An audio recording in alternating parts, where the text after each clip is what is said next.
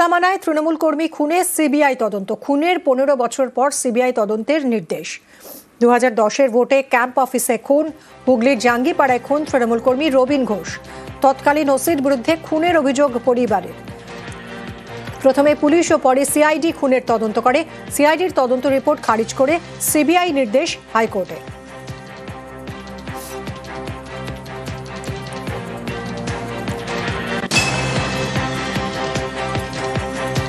স্কুলে ভোট ছিল, ওই ভোটের এতে গেছে, গিয়ে তাপসমতী চক্রবর্তী ওনাকে গুলি করেন।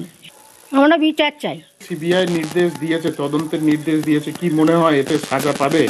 মানে আপনার স্বামীকে যারা আমরা তো চাই সাজা পাক।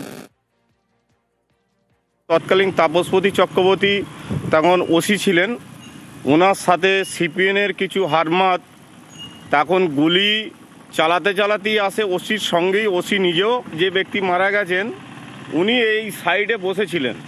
ও তখন কাজে আমাদের তৃণমূলের ঝান্ডাটা ছিল, যখন রাস্তায় এসে এখানে দাঁড়িয়ে গেছে তখন ওপেন ওকে একদম গুলি করে মেরে ফেলে দেয়। সিবিআই তদন্ত যাতে ভালোভাবে সত্যিকারের সত্যিটা বেরিয়ে আসে, এটাই আমরা চাই।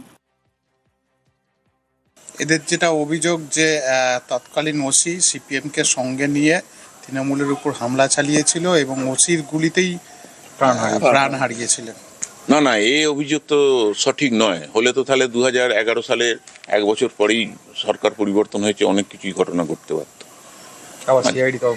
এখন সিআইডি তদন্ত করছিল, এখন সিবিআই তদন্তের অর্ডার হয়েছে। ভালো, আসল সত্যটা বেরিয়ে আসবে, মানুষ জানতে পারবে কি ঘটনা।